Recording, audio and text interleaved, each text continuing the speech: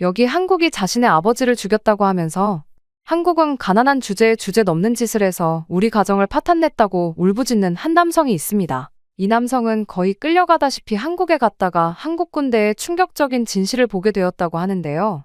한국 군대를 진실을 목격한 이 남성은 한국이 이렇게 갈 때까지 갈 줄은 몰랐다며 말을 잇지 못했다고 합니다. 도대체 그에게 무슨 일이 있었던 걸까요? 바로 사연 들어보겠습니다. 안녕하세요. 저는 마이클 브래들리입니다. 저는 사실 한국을 싫어했습니다. 아니, 증오했다고 하는 게 맞겠네요. 저는 워싱턴 DC의 군사 컨설팅 회사를 운영하고 있어요. 웨스트포인트 출신의 펜타곤에서 20년 넘게 군사 전략을 연구했죠. 사람들은 제 소개를 들으면 을에 관심을 보입니다. 미군의 핵심 싱크탱크에서 일했고 주요 군사 작전들을 분석해온 전문가니까요. 하지만 저를 잘 아는 동료들은 요즘 제 모습을 보며 고개를 절레절레 흔들곤 합니다. 도대체 브래들리가 왜 저렇게 변했을까 하면서요. 그러나 변한 제 모습을 보며 사람들은 제게 자주 묻습니다. 정말 그 일이 있고 난 뒤로 한국에 대한 시각이 완전히 바뀌었다는 게 사실인가요? 하고요. 네, 사실입니다. 그 일주일간의 서울 출장이 제 인생을 완전히 뒤바꿔 놓았으니까요. 도대체 거기서 뭘 보신 거예요? 왜 그렇게 갑자기 생각이 바뀌었죠? 이런 질문들을 정말 많이도 받았습니다. 하지만 그때마다 저는 이렇게 답합니다. 직접 보지 않으면 절대 이해할 수 없을 거예요. 이쯤 되면 제가 어떤 경험을 했는지 궁금하실 것 같네요. 그럼 이제부터 제 이야기를 들려드리겠습니다. 저는 버지니아 알링턴의 평범한 중산층 가정에서 자랐습니다. 어머니는 고등학교 영어 교사셨고 아버지는 예비역 대령이셨죠. 우리 집은 군인 가족들이 많이 사는 동네에 있었는데 주말마다 이웃집 아이들과 군인 놀이를 하며 놀았던 기억이 납니다. 어린 시절 저는 아버지를 제 영웅으로 여겼어요. 푸른 제복을 입고 늠름하게 서 계시던 모습, 훈련소에서 신병들을 지도하시던 모습, 그리고 퇴근하고 돌아와 전쟁 이야기를 들려주시던 순간들이 아직도 선명합니다. 특히 제가 좋아했던 건 아버지의 군용 지도를 펼쳐놓고 전술을 설명해 주시던 시간이었죠. 마이클, 전쟁은 결코 아름답지 않아. 하지만 우리가 지켜야 할 가치들은 있단다. 아버지는 항상 이런 말씀을 하시곤 했습니다. 그 말씀이 제 가슴 깊이 새겨져서일까요? 저는 고등학교 시절부터 웨스트포인트 입학을 목표로 삼았습니다. 제가 공부는 그다지 잘하는 편은 아니었지만 체육과 전술게임에서만큼은 항상 두각을 나타냈어요. 학교 ROTC 프로그램에서도 최우수 학생으로 선발되었죠. 그때마다 아버지는 조용히 미소 지으시며 등을 두드려 주셨습니다. 하지만 제가 고등학교 2학년이 되던 해 아버지의 건강이 급격히 나빠지기 시작했어요. 한국전 당시 노출된 화학물질의 영향이었다고 하더군요. 그 즈음부터 아버지는 점점 말수가 줄어드셨고 한밤중에 악몽에 시달리는 일이 잦아졌습니다. 결국 제가 15살 되던 해의 5월 아버지는 폐암 진단을 받으셨어요. 그리고 그해 가을 단풍이 물들기 시작할 무렵 우리 곁을 떠나셨죠. 임종 직전 아버지는 저에게 낡은 가죽 일기장 하나를 건네주셨습니다. 이걸 내가 가지고 있으렴. 그게 아버지의 마지막 말씀이었습니다. 그렇게 일기장을 펼쳐보니 한국전쟁 당시의 기록들이 빼곡했어요. 하지만 그 내용은 제가 예상했던 것과는 너무나 달랐습니다. 아버지께서는 한국군을 신뢰할 수 없는 동맹군으로 표현하셨더군요. 훈련도 제대로 안 된 군인들, 지휘체계의 혼란, 미군의 도움 없이는 단 하루도 버티지 못할 것 같은 혹평들이 가득했습니다. 어머니는 제가 아버지의 뒤를 이어 군인의 길을 가는 것을 걱정하셨어요. 하지만 저는 더욱 단단히 마음을 먹었죠. 웨스트포인트에 합격했을 때 어머니는 조용히 눈물을 훔치셨습니다. 내 아버지가 자랑스러워하실 거야. 졸업 후 저는 펜타곤에서 20년 넘게 군사 전략을 연구했습니다. 지금은 자신만의 컨설팅 회사를 운영하고 있죠. 하지만 제가 지금까지 한국과 관련된 모든 일을 거절해온 데에는 그만한 이유가 있어요. 사무실 책장 한켠에는 여전히 그 낡은 가죽 일기장이 놓여 있습니다. 가끔 일기장을 들여다보면 아버지의 목소리가 들리는 것 같아요. 마이클, 난 내가 자랑스럽구나. 하지만 한국만큼은 그 말씀을 떠올리면 지금도 가슴이 먹먹해집니다. 그래서 지난 15년간 제 회사로 들어온 수많은 한국 관련 프로젝트들을 모조리 거절했죠. 동료들은 제가 미쳤다고 했어요. 브래들리, 한국은 이제 세계 최고의 방위산업을 가진 나라야. 저 많은 프로젝트들을 거절하다니. 하지만 저는 굽히지 않았습니다. 아버지의 일기장이 제게 남긴 상처는 그만큼 깊었으니까요. 워싱턴 D.C.의 아침은 항상 분주합니다. 제 사무실이 있는 고층 빌딩도 예외는 아니었죠. 평소처럼 커피를 마시며 이메일을 체크하고 있는데 CNN 뉴스 속보가 흘러나왔습니다. 트럼프 대통령, 주한미군 철수 가능성 시사. 순간 커피잔이 멈칫했죠. 그때 뉴스 앵커의 목소리가 이어졌습니다. 트럼프 대통령이 오늘 아침 기자회견에서 주한미군 철수를 검토하고 있다고 밝혔습니다. 한국이 방위비 분담금을 대폭 늘리지 않으면 미군 철수도 고려할 수 있다는 입장인데요. 그때 제 휴대폰이 울렸어요. 발신자 표시를 보니 펜타곤이었습니다. 가슴이 덜컥 내려앉았죠. 15년 동안 거절해온 그 요청이 다시 올 것만 같은 불길한 예감이 들었거든요. 브래들리입니다. 마이클, 자네가 필요하네. 리처드 맥켄지 장군의 목소리였습니다. 그는 제가 펜타곤에서 근무할 때의 상관이었죠. 한국군 전력평가 작업을 맡아주게. 자네의 객관적인 시각이 필요해. 저는 깊은 한숨을 내쉬었습니다. 장군님, 제가 한국 관련 일은 안 한다는 걸 아시잖아요. 들었네. 자네 아버님 때문이라고. 하지만 이번엔 달라. 이건 국가 안보의 문제야. 맥켄지 장군의 목소리가 단호해졌어요. 주한미군 철수가 현실화될 수도 있어. 한국군이 정말 독자적인 방어 능력이 있는지 평가해야 하네. 안녕하세요. 감동저 장소입니다. 저희가 정말 괜찮은 기업을 소개해드리려고 하는데요. 바로 KS 오토플랜이라는 회사입니다. 사회 취약계층분들을 위해서 선한 영향력을 펼치고 있는 건 물론 이번에 구독자님들에게 저렴한 가격으로 차량을 구매하실 수 있게 타임 특가를 준비했다고 하는데요. 소렌토, 스포티지가 월 25만 원이라면 믿겨지십니까? 취득세, 자동차세, 정비비용, 보험료까지 모두 KS 오토플랜에서 책임지니 월 저렴한 비용만 내시고 차량을 이용하시면 됩니다. 차량 구매부터 기존 차량 처리까지 원스톱으로 도와드리고 있습니다. 저희 KS 오토플랜은 항상 고객님께 듣고 고객님으로부터 답을 찾아 고객님께 돌려드리겠습니다. 구독자 전용 이벤트 진행 중이니 놓치지 말고 고정 댓글을 확인해주세요. 그때 창밖으로 보이는 강이 유난히 차갑게 느껴졌습니다. 장군님, 제 의견은 이미 정해져 있습니다. 한국은 미군 없이는 살아남지 못할 겁니다. 아버지의 일기장에 마이클, 그가 제 말을 자르더군요. 70년 전 일기장으로 현재를 판단하려 하나? 자네 같은 전문가가 그 말에 할 말을 잃었습니다. 맥켄지 장군의 말이 맞았거든요. 하지만 아버지의 기록들은 너무나 생생했고 그 실망감은 지금도 제 가슴 한켠에 깊이 박혀 있었죠. 48시간 주겠어. 그동안 잘 생각해보게. 맥켄지 장군은 그렇게 말하고 전화를 끊었습니다. 사무실로 돌아와 창가에 서서 생각에 잠겼습니다. 책장 위 아버지의 일기장이 저를 무겁게 내려다보고 있었죠. 이성적으로 판단하자. 제 자신에게 중얼거렸어요. 전문가로서 과거의 편견을 내려놓을 수 있을까요? 그날 밤 집으로 돌아와 아내 캐롤과 이야기를 나눴습니다. 여보, 당신이라면 어떻게 하겠어요? 캐롤은 잠시 생각하더니 말했죠. 마이클, 당신이 평생 피해온 것과 마주할 시간이 온 것 같네요. 어쩌면 이번 기회가 당신을 과거의 족쇄에서 풀어줄지도 모르잖아요? 다음 날 아침, 저는 맥켄지 장군에게 전화를 걸었습니다. 장군님, 수락하겠습니다. 제 목소리가 떨렸어요. 하지만 한 가지 조건이 있습니다. 제가 직접 현장을 보고 판단하고 싶습니다. 좋네? 다음 주 월요일 서울행 비행기 티켓을 보내주겠네. 전화를 끊고 창밖을 바라보았습니다. 봄비가 내리고 있었어요. 마치 제 마음속 갈등을 대변하듯 부슬부슬 내리는 그 비를 보며 이번 결정이 제 인생을 어떻게 바꿔놓을지 생각했습니다. 사무실 정리를 하면서 아버지의 일기장을 챙겼죠. 전 아버지께서 걸으셨던 그 땅을 이제 제가 걷게 될 것입니다. 하지만 이번엔 다릅니다. 전문가로서의 객관적인 시각으로 현재의 한국을 바라볼 거라고 다짐했어요. 캐롤이 공항까지 배웅을 나왔어요. 조심히 다녀와요. 그리고 마이클, 열린 마음을 가지세요. 비행기에 오르며 생각했습니다. 과연 이 여정이 저를 어디로 이끌지, 그리고 아버지의 기록과 현실 사이에서 저는 어떤 진실을 발견하게 될지. 그렇게 우여곡절 끝에 인천공항에 내린 순간부터 저는 충격의 연속이었습니다. 정말 당황스러웠거든요. 미국의 어느 공항보다 세련되고 효율적인 시스템, 깔끔하게 정돈된 동선, 그리고 곳곳에 설치된 최첨단 보안 장비들까지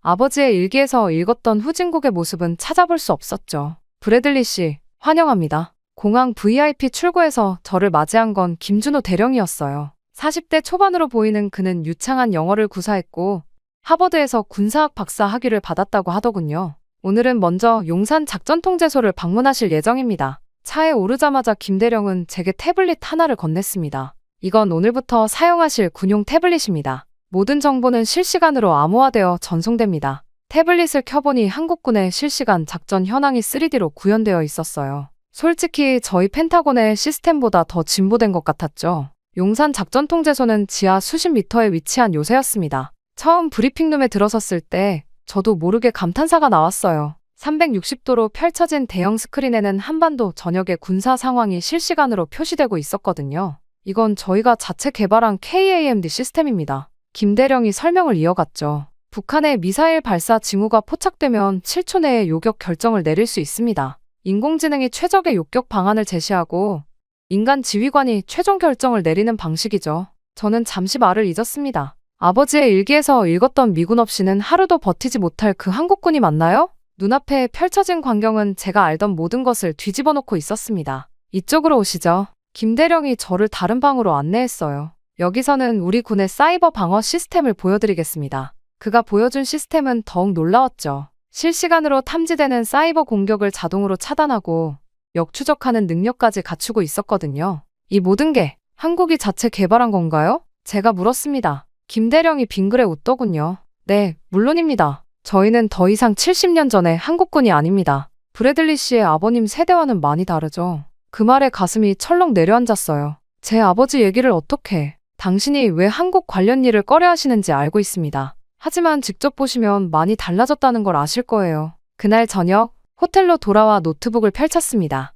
맥켄지 장군에게 첫 리포트를 보내야 했거든요. 하지만 키보드 위에 올려진 손가락이 쉽게 움직이지 않았습니다. 제가 본 것을 어떻게 표현해야 할까요? 창밖으로 서울의 야경이 펼쳐져 있었어요. 반짝이는 불빛들 사이로 보이는 남산타워가 마치 한국의 자부심을 상징하는 것 같았습니다. 아버지의 일기장을 꺼내 펼쳐보았죠. 70년이라는 시간이 만들어낸 변화의 크기를 실감하며 저는 천천히 타이핑을 시작했습니다. 첫날 보고서, 예상을 뛰어넘는 현실. 한국군의 현대화 수준은 우리의 예상을 크게 상회함. 특히 지휘통제 시스템과 사이버 방어 능력은 세계 최고 수준으로 평가됨. 상세 내용 별첨. 잠시 멈추고 생각에 잠겼습니다. 이제 겨우 첫날인데 제 선입견은 이미 크게 흔들리고 있었어요. 내일은 또 어떤 놀라움이 기다리고 있을까요? 이 여정이 저를 어디로 이끌지 문득 궁금해졌습니다. 다음 날 아침 김대령과 함께 KTX에 올랐습니다. 서울에서 대전까지는 50분 정도 걸린다고 하더군요. 창밖으로 스쳐 지나가는 풍경을 보며 생각에 잠겼어요. 이런 고속철도가 전국을 연결하고 있다는 사실도 놀라웠습니다. 국방과학연구소는 한국의 군사력 발전을 이끈 심장부입니다. 김대령이 태블릿으로 브리핑 자료를 보여주었어요. 오늘은 특별히 미사일 시험장과 항공기 개발센터를 둘러보실 예정입니다. 대전에 도착해 처음 방문한 곳은 ADD 본관이었습니다. 로비에 들어서자 거대한 디지털 월에 한국이 개발한 무기체계들이 연도별로 전시되어 있었죠. 1970년대의 단순한 소총부터 시작해서 현재의 초음속 미사일까지 그 발전 과정이 한눈에 들어왔어요. 이쪽입니다. 브래들리 씨. 연구소장 박민철 박사가 우리를 맞이했습니다. 먼저 현무 미사일 관제센터부터 보여드리죠. 관제센터에 들어서자 마치 NASA의 통제실을 보는 것 같았어요. 수십 명의 연구원들이 각자의 모니터 앞에서 바쁘게 움직이고 있었고 정면의 대형 스크린에는 실시간 시험 데이터가 표시되고 있었습니다. 미사일의 시험 발사 준비 과정입니다. 박 박사의 설명이 이어졌죠. 사거리 800km,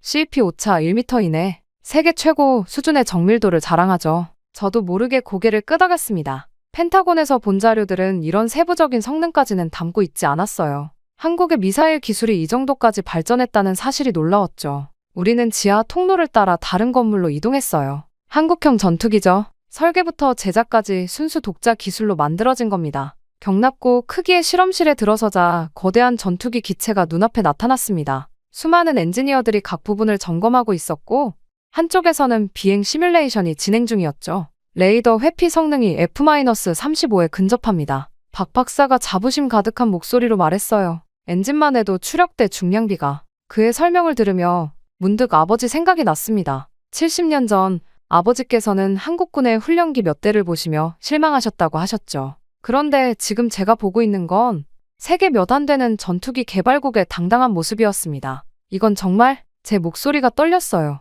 예상을 훨씬 뛰어넘네요. 김대령이 슬쩍 미소 지었습니다. 아직 시작일 뿐입니다. 이제 우주발사체 연구동으로 가보시죠. 그날 하루 종일 우리는 연구소 곳곳을 돌아다녔어요. 레이저 무기 실험실, 드론 개발센터, 인공지능 전술 시뮬레이션 센터. 매 순간이 새로운 충격의 연속이었습니다. 저녁이 되어 호텔로 돌아오는 길, 차창 밖으로 대전의 야경이 펼쳐졌어요. 이곳이 바로 한국 방위산업의 심장부라니 70년이란 세월이 만들어낸 변화의 크기를 실감하며 오늘 본 것들을 정리하기 시작했습니다. 호텔방에서 맥켄지 장군에게 보낼 두 번째 보고서를 작성하면서 저는 처음으로 아버지의 일기장을 펴보지 않았어요. 이제는 제가 직접 본 것들, 제가 경험한 현실만으로도 충분했으니까요. 둘째 날 보고서 한국의 방위산업 수준은 우리의 분석을 크게 상회함. 특히 미사일과 항공기 분야에서의 독자적 기술력은 주목할 만한 수준. 상세 기술 분석 자료 별첨. 추가적인 현장 평가 필요함. 대전에서의 마지막 날이었습니다.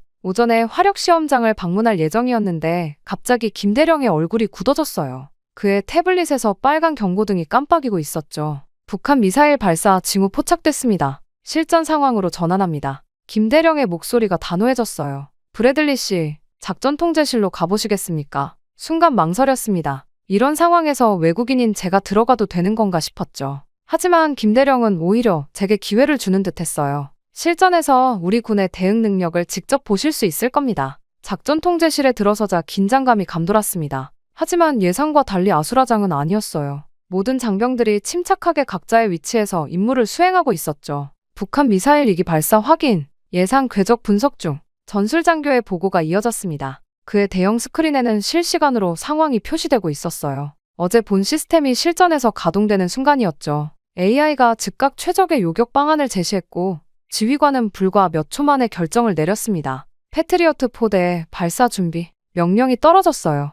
그때였습니다. 제 옆에 있던 김대령이 작은 목소리로 말을 걸었죠. 우리는 이미 북한의 이런 도발에 수백 번 대응해왔습니다. 모든 게 매뉴얼화되어 있죠. 스크린을 주시하며 그의 말을 들었어요. 30년 전 이라크전에서 패트리어트 미사일의 요격 실패율이 떠올랐습니다. 하지만 지금 제가 보는 한국군의 모습은 달랐어요. 표적 1번, 요격 성공. 표적 2번, 요격 성공. 동해상 낙하 확인. 모든 게 7분 만에 끝났습니다. 마치 훈련처럼 완벽했죠. 작전 통제실의 모든 장병들이 담담하게 각자의 자리로 돌아갔어요. 마치 일상적인 업무를 마친 것처럼 말이죠. 이게 정말 실전이 맞나요? 제가 물었습니다. 김대령이 빙그레 웃었어요. 실전이 훈련같이 느껴지도록 만드는 게 우리의 목표니까요. 그게 진정한 억지력 아니겠습니까? 그날 저녁 서울로 돌아가는 KTX 안에서 저는 깊은 생각에 잠겼습니다. 아버지의 일기에서 읽었던 혼란스러운 지휘체계와 신뢰할 수 없는 방어 능력. 그런데 제가 오늘 본 건 세계 최고 수준의 미사일 방어 시스템이었어요. 호텔로 돌아와 맥켄지 장군에게 긴급 보고를 보냈습니다. 오늘 북한의 미사일 도발 상황을 직접 목격함. 한국군의 대응은 예상을 뛰어넘는 수준이었음. 특히 주목할 점은 다음과 같음. 7분 이내에 완벽한 요격 성공. 이 체계화된 지휘 통제 시스템. 3 장병들의 높은 숙련도와 침착성. 4 AI 기반의 신속한 의사결정 체계. 결론, 한국군의 독자적 방어 능력은 이미 상당한 수준에 도달한 것으로 판단됨. 그렇게 보고서를 보내고 창밖을 바라보았습니다. 서울의 밤하늘에 별들이 빛나고 있었어요. 문득 이런 생각이 들더군요. 이 도시의 평화로운 일상이 어쩌면 오늘 제가 본 그 완벽한 방어체계 덕분일지도 모른다는 생각 말이에요. 침대 옆 테이블에 놓인 아버지의 일기장을 바라보았습니다. 아버지, 많이 달라졌어요. 정말 많이 달라졌습니다. 작은 목소리로 중얼거렸죠. 그리고 처음으로 아버지의 기록이 어쩌면 그저 70년 전 한순간의 기록일 뿐이었다는 생각이 들었습니다. 오늘은 최전방 부대를 방문하겠습니다. 김대령이 말했어요. 파주로 향하는 차 안에서 제 마음은 복잡했습니다. 아버지의 일기에는 최전방 부대에 대한 기록이 가장 많았거든요. 훈련도 제대로 안 된 어린 병사들이라고 적혀 있었죠.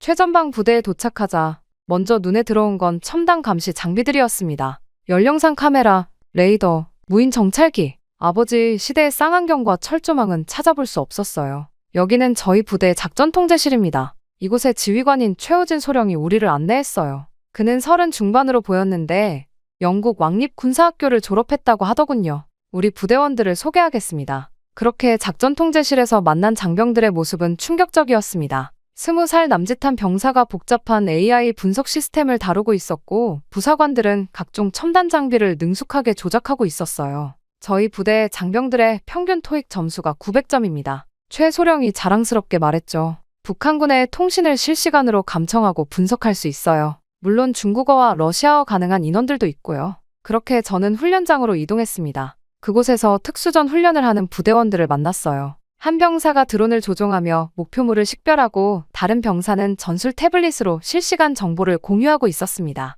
브래들리 씨, 저희 부대원들과 이야기를 나눠보시겠습니까? 김대령이 제안했어요. 그때 식당에서 몇몇 장병들과 대화를 나누었습니다. 한 병사는 서울대 컴퓨터공학과 휴학 중이라고 했고 다른 병사는 복무 중에도 사이버 보안 자격증을 따고 있다고 하더군요. 저희가 지키는 이 최전방은 세계에서 가장 첨단화된 전장입니다. 한 중사가 자부심 가득한 목소리로 말했어요. 북한의 도발은 우리가 막아낼 수 있습니다. 그게 우리의 사명이니까요. 특히 인상적이었던 건 이들의 자신감이었습니다. 과거 아버지의 일기에서 본 불안하고 소극적인 모습은 찾아볼 수 없었어요. 이들은 자신들의 임무와 능력에 대해 확신을 가지고 있었죠. 저희는 충분히 강합니다. 어느 소위가 말했어요. 미군이 있어서 감사하지만 우리 스스로도 충분히 방어할 수 있다고 자부합니다. 저녁이 되어 철책선 앞에 섰습니다. 70년 전 아버지께서 바라보셨던 이 풍경. 하지만 이제는 모든 것이 달라져 있었죠. 첨단 장비들이 이 철책선을 지키고 있었고 무엇보다 이곳을 지키는 장병들의 마음가짐이 달랐습니다. 서울로 돌아오는 길, 김대령이 물었어요. 오늘 우리 장병들은 어떠셨습니까? 잠시 생각에 잠겼다가 대답했습니다. 놀랍네요. 이런 고도의 전문성을 가진 군대는 본 적이 없어요. 특히 장병들의 자신감과 사명감이 인상적이었습니다. 호텔에 돌아와 맥켄지 장군에게 보고서를 작성하면서 처음으로 아버지의 일기를 읽어보고 싶은 마음이 들지 않았어요. 제가 본 것, 제가 느낀 것만으로도 충분했으니까요. 오늘의 최전방 부대 방문에서 가장 인상적이었던 것은 장병들의 전문성과 자신감이었음. 이들은 단순한 병사가 아닌 고도로 훈련된 전문가들임. 특히 주목할 만한 점. 1. 첨단 장비 운용 능력. 2. 높은 교육 수준과 언어 능력. 3. 확고한 사명감과 자신감. 4. 실전적인 훈련 체계. 결론, 한국군의 가장 큰 자산은 이러한 우수한 인적 자원임이 분명함. 저는 창밖으로 보이는 서울의 불빛을 바라보며 생각했습니다. 아버지께서 보셨던 한국군과 제가 본 한국군은 완전히 다른 군대였어요. 시간이 만들어낸 변화의 힘을 실감하는 순간이었습니다. 새벽 2시 갑작스러운 전화에 잠이 깼습니다. 김대령이었죠. 브래들리 씨, 지금 바로 출발하셔야 합니다. 김대령의 목소리가 긴박했어요. 북한 특작조 침투 상황이 발생했습니다. 우리 특수부대의 작전을 직접 보실 기회가 될 것 같네요. 30분 후 강원도로 향하는 군용 헬기에 올랐습니다. 헬기 안에서 상황 브리핑이 이어졌어요. 북한 특작조 5명이 동부전선을 통해 침투했고 그중 1명이 생포되어 진술한 바로는 강릉 인근의 뉴욕타임스 특파원을 납치하려 했다는 것이었죠. 특파원은 안전하게 보호 중입니다. 김대령이 설명을 이어갔어요. 하지만 아직 4명의 특작조원이 도주 중이에요. 707 특수임무단이 현재 추적 작전을 펼치고 있습니다. 작전 통제실에 도착하자 긴박한 상황이 한눈에 들어왔습니다. 대형 스크린에는 산악지대의 연령상 이미지가 실시간으로 표시되고 있었고 드론들이 지역을 세밀하게 수색하고 있었죠. 표적 발견했습니다. 청풍계곡 북쪽 2km 지점. 갑자기 한 부대원의 보고가 들어왔어요. 연령상 카메라가 포착한 영상이 스크린에 떴습니다. 4개의 붉은 점이 계곡을 따라 이동하고 있었죠. 그때였습니다. 특수임무단 1팀, 투입 시작합니다. 헬기 소리도 들리지 않았어요. 나중에 알고 보니 소음 제거 기술이 적용된 특수 헬기였다고 하더군요. 스크린을 통해 707 특수임무단의 작전을 지켜보았습니다. 그들의 움직임은 마치 영화의 한 장면 같았어요. 한 번 표적 제압, 2번 표적 제압, 차분한 보고가 이어졌습니다. 단 15분 만에 모든 특작조원들이 생포되었어요. 사상자는 한 명도 없었습니다. 놀라우시죠? 김대령이 말했어요. 우리 특수부대는 세계 최고 수준입니다. 미국 델타포스나 영국 SAS와도 정기적으로 합동훈련을 하고 있어요. 특파원을 만났을 때 그는 오히려 흥분된 표정이었습니다. 한국군이 이렇게 대단한 줄 몰랐어요. 제가 본 건 마치 영화 같은 구출 작전이었죠. 그들은 정말 프로페셔널했습니다. 작전 종료 후 저는 707 특수임무단 대원들과 이야기를 나눌 기회를 가졌어요. 놀랍게도 그들은 매우 겸손했습니다. 우리는 그저 훈련받은 대로 했을 뿐입니다. 한 부대원이 말하더군요. 하지만 제 눈에는 달랐어요. 이들의 장비, 기술, 전술 수준은 세계 최고였습니다. 특히 인상적이었던 건 첨단 장비와 인간의 능력이 완벽하게 조화를 이루고 있다는 점이었죠. 호텔로 돌아오는 길에 생각했습니다. 아버지의 일기에는 한국군의 특수작전 실패 사례가 여러 기록되어 있었어요. 하지만 오늘 제가 본 건 세계 최고 수준의 대테러 작전이었습니다. 새벽녘, 맥켄지 장군에게 긴급 보고서를 보냈습니다. 오늘 새벽 북한 특작조 침투 상황 목격. 한국군 특수부대의 대응은 완벽했음. 주목할 만한 점. 1. 15분 만에 작전 완수. 2. 첨단 장비의 완벽한 활용. 3. 체계적인 지휘 통제 시스템. 4. 사상자 없는 깔끔한 작전 수행. 특별 메모. 한국군의 특수작전 능력은 우리 미군의 수준과 비교해도 전혀 뒤지지 않음. 오히려 일부 분야에서는 우리가 배울 점이 있다고 판단됨. 메모까지 작성하고 나니 창밖으로 동이 트기 시작했습니다. 밤새 이어진 긴박한 상황이 마치 꿈만 같았어요. 하지만 제가 목격한 건 분명한 현실이었죠. 한국군은 이제 더 이상 누군가의 보호가 필요한 군대가 아니었습니다. 그들은 이미 자신들의 영토를 스스로 지킬 수 있는 충분한 능력을 가지고 있었어요. 아버지, 작은 목소리로 중얼거렸습니다. 이제는 아버지께서도 인정하실 거예요. 그들은 정말 강해졌으니까요. 오늘은 좀 특별한 곳으로 모시고 가겠습니다. 김대령이 말했어요. 차는 강원도 양구로 향했습니다. 그곳은 아버지의 일기에서 가장 많이 언급된 장소였죠. 피해 능선 전투가 벌어졌던 곳이에요. 이곳이 백석산입니다. 험준한 산세를 바라보며 김대령이 설명했어요. 1951년 당시 한국군 제5사단과 미 제2사단이 합동으로 전투를 벌였던 곳이죠. 숨이 막혔습니다. 아버지의 일기에서 읽었던 그 장소를 직접 보니 감회가 남달랐어요. 저기 위에서 수많은 군인들이 죽었겠죠? 네. 하지만 지금은 달라졌습니다. 김대령이 태블릿을 꺼냈어요. 이제 이 산은 첨단 감시 장비들로 둘러싸여 있어요. 한 명의 적군도 이 산을 넘어올 수 없죠.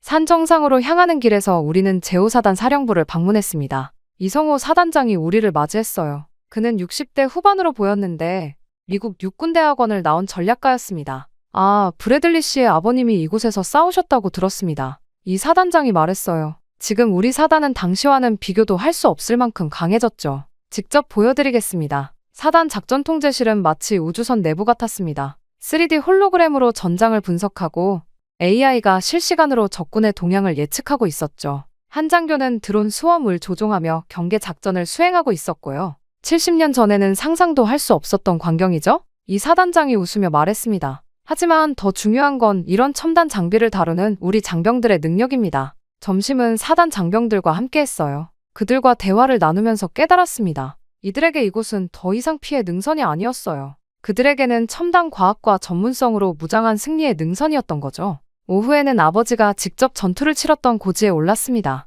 험준한 산길을 오르면서 아버지의 일기 내용이 떠올랐어요. 추운 겨울밤, 우리는 적의 기습 공격에 속수무책이었다. 하지만 지금 이 산에는 연령상 카메라와 레이더, 무인 감시 장비들이 그 어떤 위협도 사전에 감지할 수 있게 되어 있었습니다. 저기 보이시나요? 김대령이 망원경을 건네며 말했어요. 저 멀리 보이는 게 북한군 초소입니다. 우리는 그들의 모든 움직임을 24시간 감시하고 있죠. 정상에 도착해서 잠시 묵념을 했습니다. 이곳에서 죽어간 수많은 영혼들을 위해서요. 그리고 아버지의 전우들을 위해서도. 브래들리 씨, 이 사단장이 조용히 말을 걸었습니다. 우리는 결코 과거를 잊지 않습니다. 당신의 아버님과 많은 미군들이 흘린 피와 땀이 있었기에 오늘의 우리가 있는 거죠. 하지만 이제는 우리가 이 산을 지킬 수 있습니다. 아니, 반드시 지켜낼 것입니다. 해질녘, 산을 내려오면서 마지막으로 백석산을 바라보았어요. 70년이란 세월이 만들어낸 변화. 아버지께서는 이 변화를 어떻게 생각하실까요? 그날 밤, 호텔에서 아버지의 일기를 펼쳤습니다. 하지만 이번에는 다른 시각으로 읽게 되더군요. 그건 단순한 패배와 좌절의 기록이 아니었어요. 그건 미래의 승리를 위한 씨앗이었던 거죠. 맥켄지 장군에게 보내는 보고서를 쓰며 생각했습니다. 이제 이 산은 더 이상 피해 능선이 아니에요. 이곳은 한국군의 자부심과 능력을 증명하는 살아있는 증거가 되었습니다. 오늘의 현장 방문 결과 1. 과거 격전지의 완벽한 현대화 2. 첨단 감시체계 구축 3. 높은 수준의 작전 수행 능력 확인 4. 장병들의 확고한 사명감 특별 소견 이제 이곳은 더 이상 취약 지역이 아님 오히려 한국군의 군사력을 상징적으로 보여주는 장소로 변모함. 저는 호텔방에서 마지막 보고서를 작성하기 시작했습니다. 지난 일주일간의 경험이 머릿속을 스쳐 지나갔어요. 펜타곤에 제출할 최종 보고서. 이 보고서가 한미동맹의 미래를 바꿀 수도 있다는 생각에 무거운 책임감이 느껴졌습니다. 한국군 전력평가 최종 보고서. 타이틀을 입력하면서 제 손가락이 잠시 멈칫했어요. 이건 단순한 군사평가가 아니었습니다.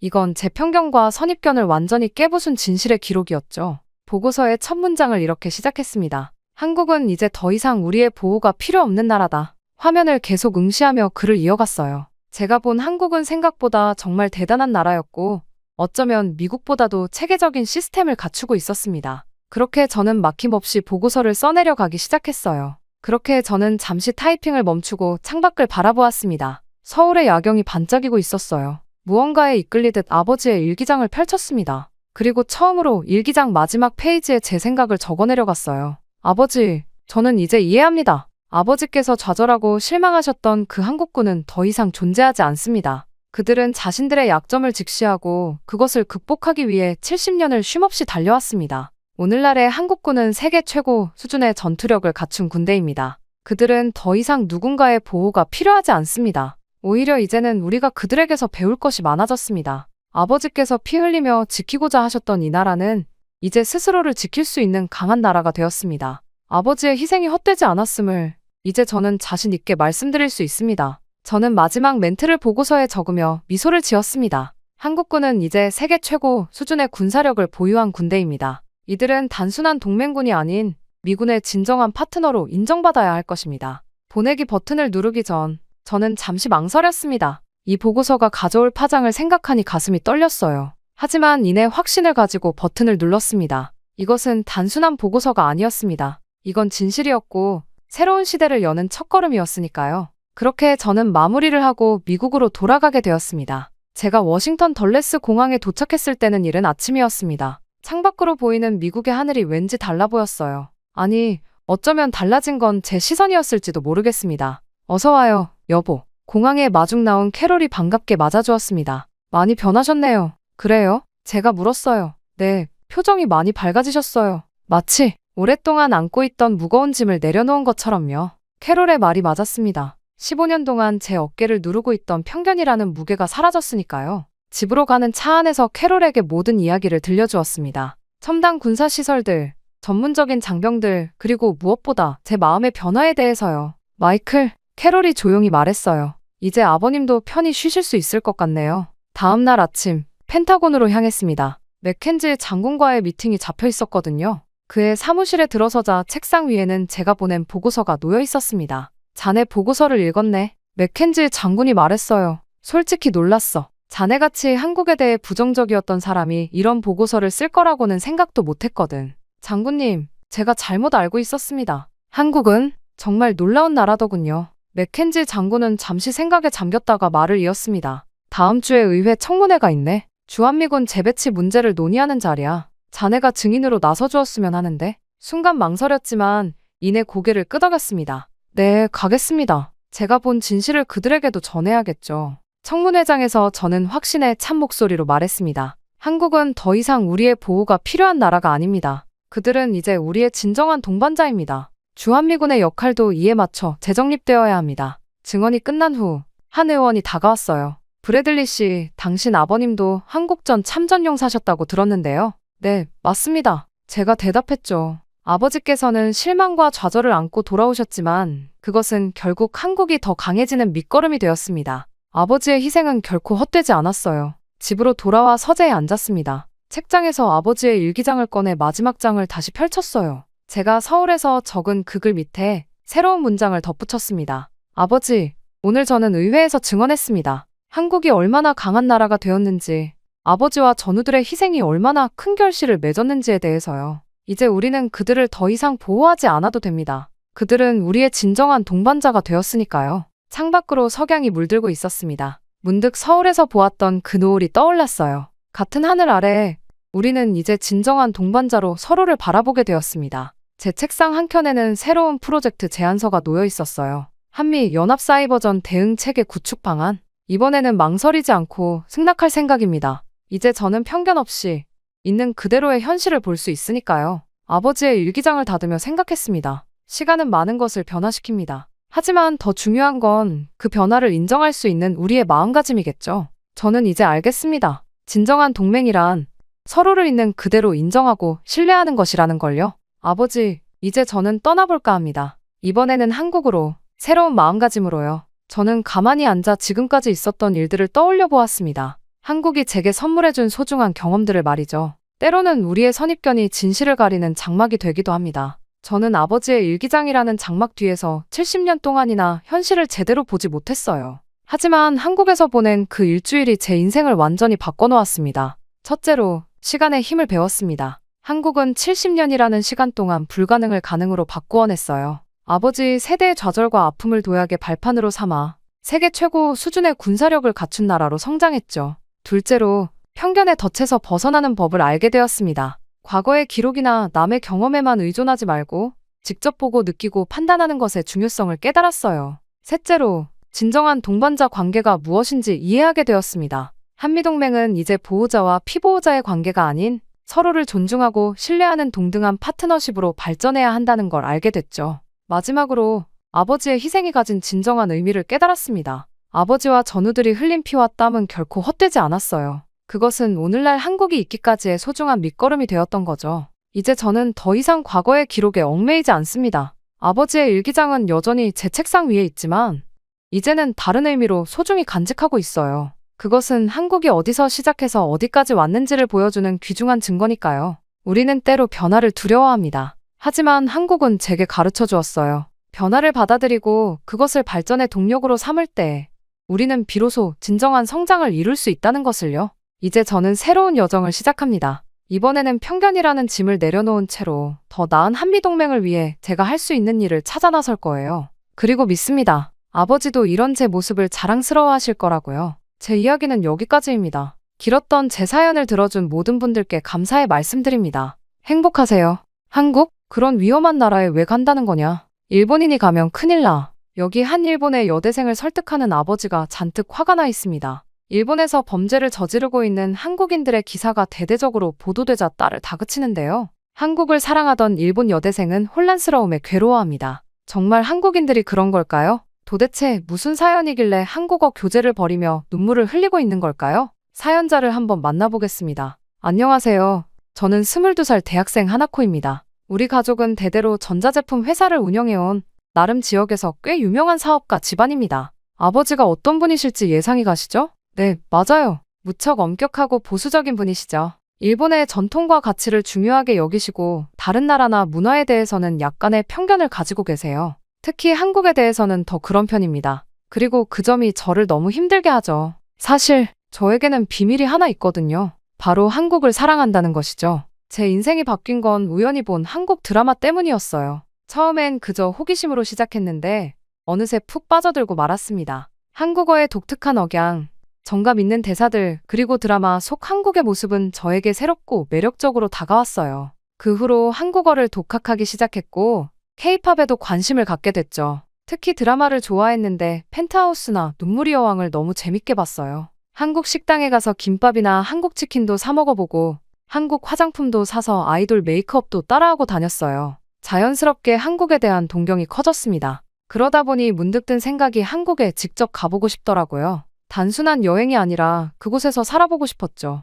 한국 대학의 교환학생 프로그램에 대해 알아보기 시작했습니다. 하지만 이 꿈을 부모님께 말씀드리자 강한 반대에 부딪혔어요. 특히 아버지의 반응이 격했죠. 한국이라고? 말도 안 돼. 너는 거기 가면 안 돼. 라고 하시더라고요. 아버지는 최근 뉴스에서 본 한국인들의 일본 내 범죄 증가 기사를 언급하셨습니다. 아버지가 말한 기사는 외국인 범죄를 다루고 있었는데 언론에서 이를 한국인의 범죄로 보도했거든요. 절도, 폭행, 사기 등 다양한 범죄가 늘어났다는 내용이었어요. 봐라, 한국인들이 얼마나 위험한지. 그런 나라에 우리 딸을 보낼 순 없어. 라고 하셨죠. 아버지의 말씀을 들으며 저는 깊은 좌절감을 느꼈어요. 제가 아는 한국은 그런 나라가 아니었기 때문에 너무 속상했습니다. 그런데 어머니는 조금 달랐어요. 하나코, 내 아버지 말이 맞아. 하지만 내가 정말 가고 싶다면 조금 더 생각해보자. 라고 하셨죠. 어머니의 말씀에 작은 희망을 품었지만 결국 두 분 다 제 유학을 반대하셨습니다. 그날 밤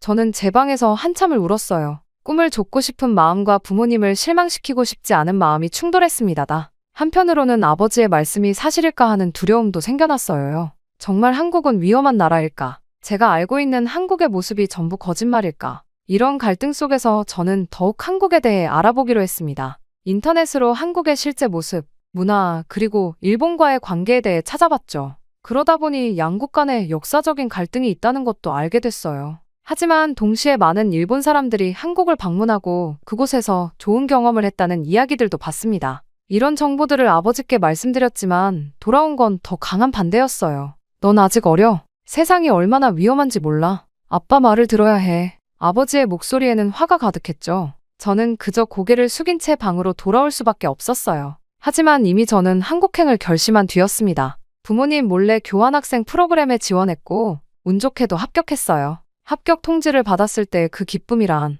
말로 표현할 수 없을 정도였습니다. 동시에 무섭기도 했어요. 부모님을 속이는 것도 낯선 나라로 혼자 가는 것도 모두 두려웠습니다. 저는 떠나기로 한 날 전날 밤 떨리는 마음으로 짐을 쌌어요. 그때까지도 부모님은 몰랐거든요. 가방 안에 옷과 필수품들을 넣으면서도 마음 한구석에서는 계속 불안감이 자리 잡고 있었죠. 정말 이대로 가도 괜찮을까? 하는 생각이 끊임없이 들었습니다. 아버지가 말씀하신 한국인들의 범죄 이야기가 머릿속을 맴돌기도 했어요. 겨우 짐을 다 싸고 나서 저는 거실로 내려갔어요. 부모님께 마지막으로 말씀드리기로 했습니다. 심장이 정말 터질 것 같았어요. 아빠, 엄마, 저 내일 한국으로 교환학생 가요. 이미 모든 준비를 마쳤어요. 말을 꺼내는 순간 부모님의 표정이 굳어지는 걸 볼 수 있었습니다. 아버지는 분노로 가득 찬 목소리로 말씀하셨죠. 그렇게 화를 내시는 건 처음 봤어요. 내가 우리 말을 이렇게 무시할 줄은 몰랐다. 정말 실망이다. 어머니는 눈물을 흘리시며 말씀하셨어요. 하나코, 제발 다시 한번 생각해봐. 너에게 무슨 일이 생기면 어쩌려고 그러니? 어머니의 애원 어린 목소리에 순간 제 마음도 흔들렸죠. 아버지는 계속해서 뉴스 기사를 언급하셨습니다. 그 기사 봤지? 한국인들이 얼마나 위험한지. 절도해, 폭행해, 심지어 조직적으로 범죄를 저지른다고 했어. 너 혼자 그런 곳에 가서 어떻게 살겠다는 거니? 아빠, 그 기사는 잘못된 거예요. 실제로는 외국인 범죄였는데 한국인으로 잘못 보도된 거라고요. 제가 직접 찾아봤어요. 하지만 아버지는 제 말을 들으려 하지 않으셨어요. 넌 아직 세상 물정을 모르는 거야. 그런 나라에 가면 위험해. 아빠가 너를 위해 하는 말이야. 그 순간 저는 아버지의 고집과 편견에 실망감을 느꼈습니다. 동시에 제가 정말 옳은 선택을 하고 있는 건지 혼란스러웠죠. 한국에 대한 동경과 현실적인 위험 사이에서 갈등했어요. 어머니는 중재를 하려 노력하셨지만 이미 상황은 돌이킬 수 없는 지경에 이르렀죠. 하나코, 네가 정말 가고 싶다면 어쩔 수 없지. 하지만 너무 위험해 보여. 우리가 너를 걱정하는 건 당연한 거야. 저는 깊은 숨을 들이쉬고 말했어요. 엄마, 아빠, 저는 정말 가고 싶어요. 제가 꼭 한국의 진짜 모습을 보고 싶어요. 그리고 그곳이 우리가 생각하는 것처럼 위험한 곳이 아니라는 걸 보여드리고 싶어요. 그날 밤, 저는 잠을 이루지 못했습니다. 내일 아침이면 정말 한국으로 떠나게 될 거예요. 기대와 두려움, 설렘과 불안이 뒤섞인 채 밤을 지새웠죠. 과연 내일 공항에 갈 수 있을까? 정말 한국에 가도 괜찮을까? 이런 생각들이 계속 머릿속을 맴돌았어요. 그래도 저는 제 선택을 믿기로 했어요. 한국에 가서 직접 경험하고 그곳의 진짜 모습을 알아가고 싶었거든요. 그리고 언젠가는 부모님께 제가 옳았다는 것을 증명하고 싶었죠. 그리고 아침 일찍 눈을 떴을 때 떨리는 손으로 휴대폰을 확인하니 비행기 출발까지 4시간밖에 남지 않았더라고요.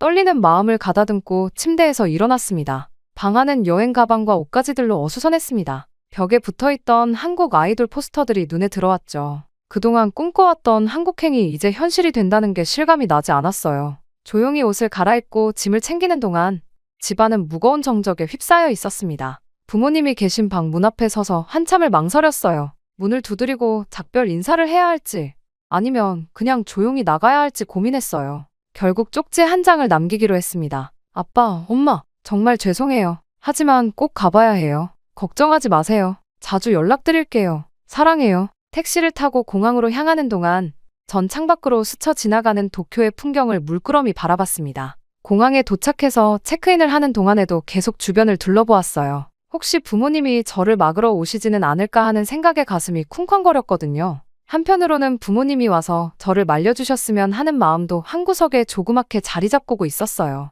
그만큼 격한 긴장감에 제 선택에 대한 확신이 흔들리고 있었던 거죠. 그렇게 비행기에 탑승하고 자리에 앉았는데 옆자리 승객이 친절하게 말을 걸더라고요. 처음 해외 나가시나 봐요? 많이 긴장되셨겠어요. 전했어. 미소를 지었어요. 네, 좀 긴장됐어요. 그러자 그 사람이 말했습니다. 걱정 마세요. 한국은 정말 좋은 나라예요. 저도 자주 가는데 매번 즐거워요. 그 말을 들으니 조금은 안심이 됐습니다. 하지만 여전히 아버지의 말씀이 머릿속을 맴돌았죠. 정말 한국은 안전할까? 내가 잘 적응할 수 있을까? 비행기가 이륙하는 순간 전 눈을 감았어요. 이제 정말 돌이킬 수 없는 선택을 한 거예요. 두려움과 설렘이 뒤섞인 채 새로운 삶을 향해 날아가고 있었습니다. 그렇게 서울에 도착했을 때 제 심장은 거의 터질 것 같았어요. 입국 심사대 앞에 서서 여권을 내밀 때는 손이 떨려 여권을 떨어뜨릴 뻔했습니다. 다행히 입국 절차는 순조롭게 끝났어요. 짐을 찾고 입국장을 빠져나오는 순간 전 깊은 숨을 들이마셨어요. 이제 정말 한국에 온 거예요. 주변에 한글 간판들, 한국어로 대화하는 사람들, 모든 게 낯설고 신기했죠. 택시를 타고 기숙사로 향하는 동안 전 서울의 밤거리를 유심히 살펴봤어요. 예상과는 달리 거리는 밝고 활기찼어요. 늦은 시간인데도 사람들이 거리를 활보하고 있었죠. 그리고 드디어 기숙사 앞에 선 저는 긴장된 마음으로 제가 머물 호실을 찾아 올라갔습니다. 그런데 문 앞에 섰더니 전자 도어락이 있더라고요. 이게 뭐지? 혼란스러워하며 가까이 다가갔습니다. 벨을 누를까? 열쇠를 찾아와야 하나? 별의별 생각을 하고 있는 그때 옆에서 한국인 여학생이 다가왔어요. 안녕하세요. 새로 오셨나 봐요. 저는 어색하게 고개를 끄덕였습니다. 네. 그런데 이 문은 어떻게 여는 거예요? 여학생은 친절하게 설명해 주었어요. 아, 이건 디지털 도어락이에요. 비밀번호만 누르면 열려요. 사무실에서 연락 안 받으셨어요? 순간 당황했죠. 비밀번호라니. 열쇠도 없이 그냥 들어갈 수 있다는 말인가요? 불안감이 밀려왔습니다.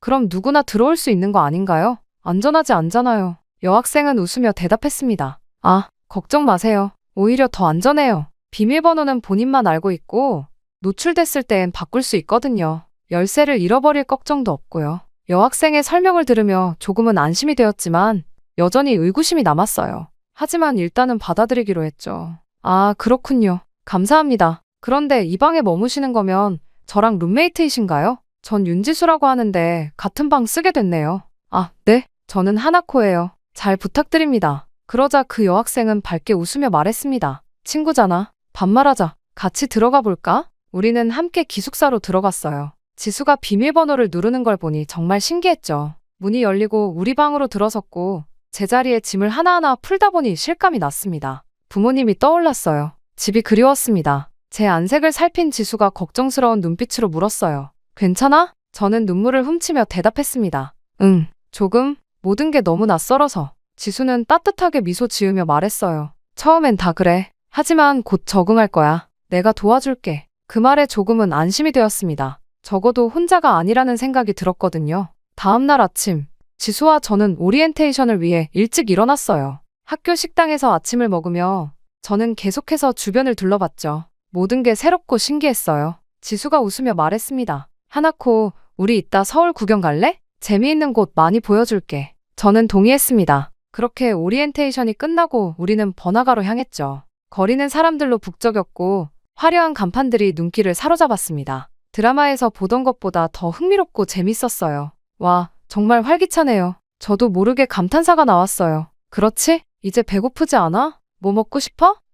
한국 음식을 먹어보고 싶은데 뭐가 좋을까? 제가 물었어요. 그럼 치킨 어때? 한국 치킨은 진짜 맛있어. 그렇게 우리는 근처 치킨집으로 향했어요. 가게에 들어서자 직원분이 반갑게 맞아주셨죠. 어서 오세요. 주문하시겠어요? 지수는 메뉴를 살피며 말했습니다. 한국은 양념치킨이 맛있거든. 한번 먹어봐. 여기 양념치킨 한 마리랑 콜라 2개 주세요. 시키고 곧 맛있는 냄새를 풍기며 빨간 치킨이 나왔어요. 맵지 않을까 했는데 적당히 매콤하고 달달한 게 진짜 맛있더라고요. 왜 한국인들이 치킨이 소울푸드인지 절실히 깨달았습니다. 치킨을 먹느라 긴장감도 순간 잊어버렸어요. 그렇게 지수와 이야기를 나누다 보니 어느새 밖이 어두워졌어요. 시계를 보니 벌써 밤 11시가 넘었더라고요. 불안한 마음에 지수에게 물었습니다. 지수야, 이렇게 늦게 다니면 위험하지 않아? 위험? 왜? 한국은 밤에도 안전해. 오히려 이제부터가 진짜 재미있는 시간이야. 그 말을 듣고 놀랐어요. 일본에서는 밤늦게 돌아다니는 걸 꺼려했는데 한국은 달랐죠.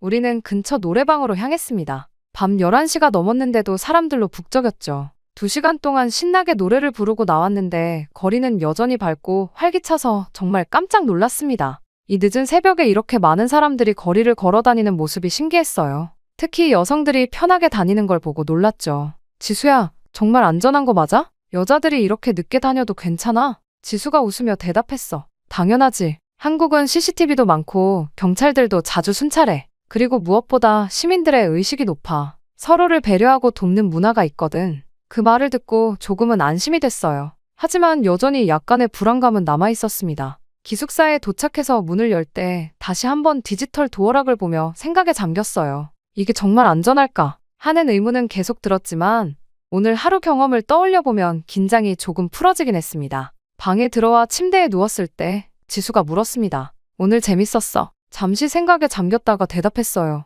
응, 솔직히 정말 재밌었어. 처음엔 모든 게 낯설고 불안했는데 덕분에 마음이 편안해졌어. 지수가 미소 지으며 말했습니다. 다행이다. 앞으로 더 재미있는 일들이 많을 거야. 한국 생활을 마음껏 즐겨봐. 그렇게 다음 날부터는 조금 더 적극적으로 한국 생활을 즐겨보기로 했어요. 새로운 음식도 더 많이 맛보고 새로운 장소도 가보고 싶었습니다. 한국어 공부도 더 열심히 해야겠다는 생각이 들었어요. 저는 잠들기 전에 부모님께 메시지를 보냈어요. 잘 지내고 있어요. 걱정하지 마세요. 한국은 생각보다 안전하고 재미있어요. 보내고 나서 문득 이런 생각이 들었어요. 이제 정말 한국 생활이 시작되는구나. 설렘과 기대감을 안고 저는 새로운 하루를 맞이할 준비를 했습니다. 그러던 어느 날이었어요. 저는 카페에서 공부를 하고 있었습니다. 한국어 교재를 펴놓고 열심히 단어를 외우고 있었죠. 시간 가는 줄 모르고 공부하다 보니 어느새 해가 저물고 있었습니다. 저는 서둘러 짐을 챙기고 카페를 나섰어요. 근데 기숙사로 돌아가는 길에 문득 이상한 느낌이 들었습니다. 뭔가 빠뜨린 것 같은 기분이었죠. 기숙사에 도착해서 가방을 열어보니 세상에 아이패드가 없었습니다. 순간 머리가 하얘졌어요. 모든 학업 자료와 개인정보가 들어있었거든요. 어떡하지? 카페에 두고 왔나? 저는 패닉 상태로 다시 카페로 달려갔습니다. 가는 내내 누가 가져갔으면 어쩌지? 하는 생각으로 가득했어요. 아버지의 말씀이 떠올랐습니다. 한국은 위험해. 조심해야 해. 그렇게 숨을 헐떡이며 카페에 도착한 저는 떨리는 목소리로 직원에게 물었습니다. 저기, 혹시 아이패드 보셨나요? 제가 여기서 공부하다 놓고 간 것 같아서요. 직원은 바로 대답했습니다. 아, 네. 조금 전에 손님이 두고 가셔서 보관해 두었어요. 잠시만요. 그리고는 아이패드를 가져와 주셨어요. 심지어 배터리가 떨어질까봐 충전까지 해두셨더라고요. 어떻게 아무도 가져가지 않을 수 있는 거지? 언뜻 한국에 관한 영상을 볼 때 한국인들은 폰을 자리에 두고 화장실에 다녀온다는 걸 봤는데 그게 사실이었던 거죠. 정말 감사합니다. 안도의 한숨을 쉬며 말했습니다. 직원은 따뜻하게 웃으며 말씀하셨어요. 당연히 해야 할 일을 했을 뿐이에요. 다음에는 조심하세요. 저는 카페를 나오면서 마음이 따뜻해지는 걸 느꼈습니다. 아버지의 걱정과는 달리 한국 사람들의 친절함과 정직함을 직접 경험한 거예요. 기숙사로 돌아오는 길에 지수에게 전화를 걸었어요. 지수야, 너무 놀라운 일이 있었어. 상황을 설명하자 지수가 웃으며 말했습니다. 그래, 한국 사람들이 그렇게 나쁘지만은 않지? 사실 대부분의 사람들이 정직하고 친절해. 전화를 끊고 나서 저는 생각했어요. 아직 모르는 것들이 많지만 하나씩 배워가면서 이 나라를 더 이해하고 싶어. 그렇게 다짐하며 기숙사로 향했습니다. 다음날 아침에 지수가 제안을 했어요. 하나코, 이번 주말에 한강에 가볼래? 거기 가면 진짜 서울 사람 다 된 거야. 저는 흔쾌히 수락했습니다. 한강은 정말 가보고 싶었거든요. 좋아, 갈래? 그렇게 주말이 되어 우리는 한강공원으로 향했어요. 그곳에 도착하자 놀라움을 감출 수 없었습니다. 많은 사람들이 자전거를 타고 조깅을 하고 피크닉을 즐기고 있었거든요. 와, 다들 너무 잘 즐기네. 지수가 웃으며 말했어요. 그치? 이게 바로 서울의 진짜 모습이야. 사람들이 여유를 즐기는 곳이지. 우리는 잔디밭에 앉아 치맥을 먹으며 이야기를 나눴습니다. 드라마에서만 보던 한국인들의 생활을 제가 하고 있다니 심장이 뛰더라고요. 지수야, 고마워. 내가 아니었으면 이런 경험을 못했을 거야. 지수는 부끄러운 듯 웃으며 말했어요. 앞으로도 재미있는 곳 많이 데려가 줄게. 그날 밤, 저는 생각했습니다. 한국은 내가 생각했던 것보다 훨씬 더 다양하고 재미있는 곳이구나. 오길 잘했다. 침대에 누워 천장을 바라보며 앞으로의 한국 생활에 대한 기대감이 커졌어요. 이제는 두려움보다는 설렘이 더 크게 느껴졌습니다. 앞으로 어떤 일들이 기다리고 있을까? 그 생각을 하며 잠이 들었습니다. 그러던 어느 날 아침, 휴대폰 알람 소리에 잠에서 깼어요. 눈을 비비며 시계를 보니 오전 7시였어요. 그때 갑자기 휴대폰이 울렸습니다. 발신자를 확인하니 어머니였어요. 하나코, 잘 지내고 있지? 네, 어머니, 잘 지내고 있어요. 그래, 사실 우리가 이번 주말에 너를 보러 갈까 해서. 순간 머리가 멍해졌습니다. 부모님이 오신다고요? 기쁘기도 했지만 한편으로는 걱정이 되기 시작했어요. 정말요? 그런데 갑자기 왜? 어머니의 목소리에서 걱정이 느껴졌습니다. 네, 아버지가 너무 걱정돼 하셔서 직접 가서 확인해 보고 싶으시대. 저는 통화를 끝내고 한숨을 쉬었어요. 부모님을 뵐 생각에 기뻤지만 한편으로는 불안했습니다. 아버지가 여전히 한국을 위험한 곳으로 생각하고 계시다는 게 느껴졌거든요. 이렇게 일본으로 끌려가면 어쩌지? 하는 불안감이 엄습했습니다. 지수에게 상황을 설명하자 그녀는 밝게 웃으며 말했어요. 걱정 마, 하나코. 이번 기회에 부모님께 한국의 진짜 모습을 보여주면 돼. 그리고 주말이 되어 부모님을 공항에서 맞이했어요. 아버지의 표정은 여전히 굳어 있었고 어머니는 불안해 보였습니다. 하나코, 정말 괜찮니? 어머니가 걱정스러운 목소리로 물으셨어요. 저는 부모님을 안심시키려 했습니다. 걱정 마세요, 엄마. 생각보다 안전하고 살기 좋아요. 오히려 일본보다 편리한 점이 많고요. 아버지가 의심스러운 눈빛으로 물으셨어요. 그래? 어떤 점이 그렇게 좋다는 거니? 저는 잠시 생각에 잠겼다가 답했습니다. 일단 저녁 먹으러 나가볼까요? 직접 보시면 이해가 되실 거예요. 우리는 저녁 식사를 위해 근처 한식당으로 향했어요. 식당에 들어서자 어머니가 놀란 눈으로 물으셨어요. 이건 왜 있는 거니? 아, 이건 주문용 패드예요. 이 테이블에서 메뉴도 보고 직접 주문을 할 수 있고 결제까지 가능하죠. 화면을 터치하자 다양한 메뉴가 나타났고 일본어 모드를 선택했어요. 일본어도 지원하는구나. 아버지가 본인도 모르게 감탄하시는 걸 보고 웃음을 꾹 참았습니다. 저는 설명을 이어갔어요. 네, 외국인들도 쉽게 사용할 수 있어요. 일본의 자판기와는 좀 달라요. 여기선 주문하면 바로 주방으로 전달돼요. 그리고 카드 결제도 가능하답니다. 일본에서는 주문을 하고 주문표를 받으면 그걸 다시 직원에게 가져가는 문화도 있어요. 하지만 한국에선 속전속결이었죠. 어머니가 궁금해하셨어요. 그런데 이런 기계로 주문하면 불편하지 않니? 처음엔 저도 그랬어요. 하지만 적응되니 오히려 더 편리해요. 줄 서서 기다릴 필요도 없고 천천히 메뉴를 고를 수 있거든요.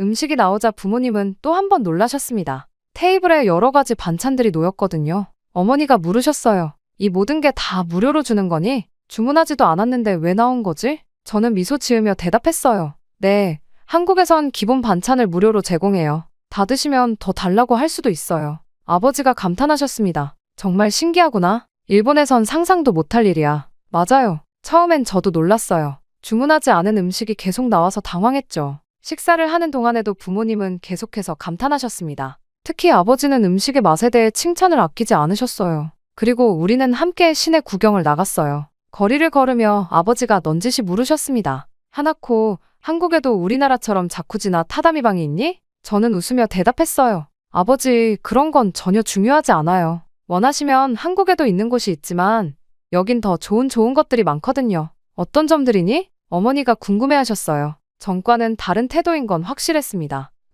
배달 문화요. 이따 두 분 숙소에서 한번 시켜 먹어볼까요? 아버지가 좋아하시는 사시미도 배달이 되거든요. 어떻게 사시미를 배달하냐며 믿기 어려워하는 부모님을 보니 벌써 입이 근질근질했어요. 그날 밤에 우리는 숙소에서 배달 앱을 통해 주문을 했어요. 주문 과정을 지켜보시던 부모님은 한국 배달 앱의 편리함에 감탄하셨죠. 한국인들은 정말 특이한 건 다 하는구나. 어머니의 말씀에 저는 웃었습니다.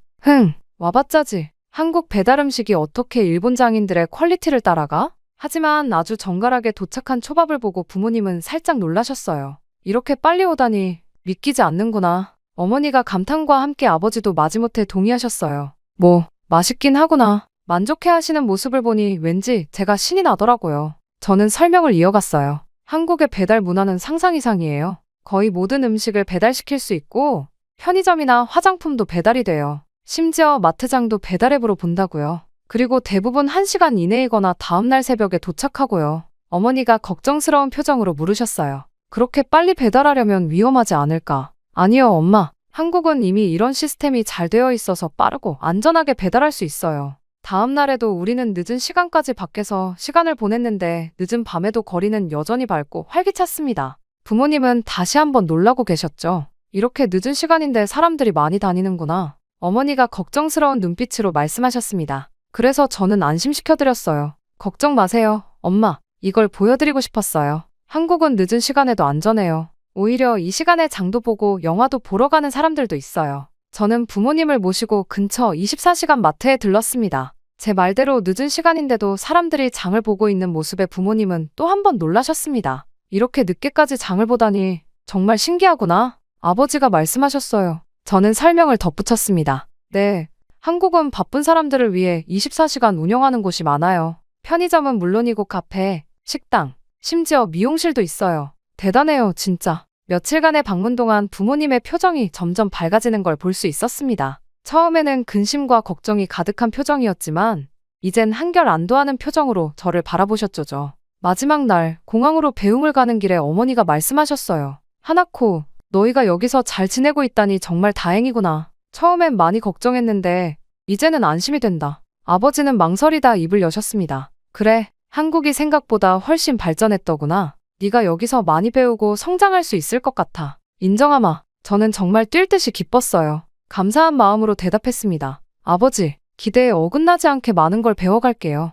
제 걱정 마세요. 그렇게 부모님을 배웅하고 집으로 돌아오는 발걸음은 가벼웠습니다. 일단 부모님의 오해를 풀어드렸고 부모님께 한국의 모습을 보여드리면서 제 자신도 이 나라에 대해 더 깊이 이해하게 된 것 같았거든요. 기숙사에 도착하자 지수가 물었어요. 부모님을 뵙고 나니 어때? 기분이 좋아 보여. 저는 미소 지으며 대답했어요. 응, 진짜 좋았어. 부모님이 편안해 하시는 걸 보니까 이제 정말 여기서 잘 지낼 수 있을 것 같아. 시간이 흘러 한 학기가 끝나고 방학이 시작되었습니다. 창밖으로 보이는 서울의 풍경이 이제는 낯설지 않게 느껴졌어요. 그날 저녁에 저는 일본에 있는 친구들과 영상통화를 하기로 했어요. 오랜만에 보는 친구들의 얼굴에 설렘과 동시에 약간의 긴장감이 들었습니다. 하나코, 정말 보고 싶었어. 한국 생활은 어때? 요코가 물었어요. 응, 정말 잘 지내고 있어. 처음엔 좀 걱정했는데 지금은 완전 대만족이야. 저는 밝게 웃으며 대답했죠. 정말? 뉴스에서는 한국이 위험하다고 하던데 괜찮아? 옆에 있는 마코토의 표정이 걱정스러워 보였어요. 저는 설명을 시작했습니다. 그건 과장된 보도야. 실제로 한국은 정말 안전하고 살기 좋은 곳이야. 오히려 일본보다 더 안전하다고 느낄 때도 있어. 어떤 점이 그렇게 좋아? 아키라의 목소리에 호기심이 묻어났어요. 저는 잠시 생각에 잠겼다가 말을 이어갔습니다. 우선 진짜 한국인들의 문화적 특성이 온 사방에 긍정적으로 적용되어 있는 것 같아. 모든 게 빠르고 편리해. 이건 말로 설명해선 모를 거야. 처음엔 나도 적응이 안 됐어. 하지만 지금은 완전히 한국인 다 됐지. 저는 웃으며 말했어요. 그리고 거리도 정말 안전해. 밤늦게 돌아다녀도 전혀 위험하지 않아. 그래도 조심해야 하지 않아? 요코가 걱정스럽게 물었어요. 저는 고개를 저었습니다. 물론 기본적인 주의는 필요하지만 한국은 정말 안전해. CCTV도 많고 경찰들도 자주 순찰해. 그리고 무엇보다 시민들의 의식이 높아. 서로를 배려하고 돕는 문화가 있거든. 오, 그렇구나. 친구들이 조금씩 이해하는 듯 했어요. 그리고 한국 사람들의 정문화도 정말 좋아. 처음 만난 사이인데도 친절하게 대해주고 음식이나 좋은 게 있으면 나눠 먹고 처음엔 낯설었지만 이제는 그 따뜻함이 정말 좋아. 저는 잠시 멈추고 깊은 숨을 들이쉬었어요. 그리고 제가 겪었던 특별한 경험을 이야기하기 시작했습니다. 있잖아, 얼마 전에 있었던 일인데 내가 카페에서 공부하다가 아이패드를 두고 온 적이 있거든. 1시간이나 지나서 잃어버린 걸 알았는데 완전 패닉 상태였어. 모든 학업 자료와 개인정보가 들어있었거든. 친구들이 경악하는 표정을 지었어요. 그래서 떨리는 마음으로 카페로 달려갔는데 놀랍게도 직원분이 아이패드를 안전하게 보관하고 계셨더라고. 와, 정말? 마코토가 놀란 목소리로 말했어요. 응, 그때 정말 감동받았어. 한국 사람들의 정직함과 친절함을 직접 경험한 거지. 이런 경험들이 쌓이면서 한국에 대한 내 생각이 완전히 바뀌었어. 친구들은 조금씩 생각에 잠기는 듯 했어요. 처음에는 반신반의하던 표정이었지만 점차 관심을 보이기 시작했습니다. 그러고 보니 우리가 뉴스나 인터넷에서 본 한국의 모습과는 많이 다른 것 같네. 아키라가 말했어요. 저는 고개를 끄덕였습니다. 맞아. 사실 한국에 오기 전에 나도 많은 편견을 가지고 있었어. 하지만 직접 경험해보니 그런 편견들이 대부분 잘못됐다는 걸 알게 됐지. 하나코, 내 말을 들으니 나도 한국에 가보고 싶어지네. 요코가 말했어요. 그래, 꼭 와봐. 다음 방학 때 오면 내가 이것저것 다 보여줄게. 한국의 진짜 모습을 직접 경험해봐. 마코토와 아키라도 동의했어요. 우리도 가보고 싶어. 다음 방학 때 같이 가자. 통화를 마치고 나서 저는 뿌듯한 마음이 들었습니다. 제가 한국과 일본 사이의 오해를 조금이나마 풀어줄 수 있다는 게 기뻤거든요. 다음날 부모님과 통화를 했어요. 제 목소리에서 행복함이 느껴지셨는지 부모님의 태도도 많이 달라져 있었습니다. 하나코, 내가 그렇게 행복해하는 걸 들으니 우리도 기쁘구나. 아버지가 말씀하셨어요. 그래, 처음에는 많이 걱정했었는데 이제는 내가 잘 지내고 있다는 게 느껴져. 어머니도 동의하셨습니다. 네, 정말 잘 지내고 있어요. 걱정 마세요. 그래, 다음에 우리가 또 방문하면 더 많은 걸 보여주렴. 아버지가 말씀하셨어요. 네, 꼭 그럴게요. 기대하세요. 잠자리에 들면서 저는 생각했어요. 오늘 친구들, 부모님과 이야기를 나누면서 제가 얼마나 변했는지 깨달았죠. 지금의 전 이 나라를 사랑하고 이곳에서의 삶을 진심으로 즐기고 있어요. 앞으로 더 많은 것을 배우고 경험하고 싶어요. 그리고 두 나라의 문화를 모두 이해하는 사람으로서 서로를 더 잘 이해하고 가까워질 수 있도록 돕고 싶습니다. 그렇게 저는 설렘 가득한 마음으로 잠이 들었습니다. 내일은 또 어떤 새로운 경험들이 저를 기다리고 있을까요? 여러분, 제 사연은 여기까지입니다. 처음 한국에 왔을 때의 두려움과 걱정, 그리고 점차 적응해가는 과정을 들어주셔서 정말 감사합니다. 제 이야기가 혹시 비슷한 상황에 계신 분들께 작은 위로와 용기가 되었길 바랍니다. 낯선 환경에서의 시작이 두렵고 힘들더라도 포기하지 마세요. 분명 여러분만의 특별한 경험과 성장이 기다리고 있을 거예요. 여러분의 관심과 응원 덕분에 제가 이만큼 성장할 수 있었습니다. 앞으로도 더 열심히 살아가는 모습 보여드릴게요. 다시 한번 진심으로 감사드립니다.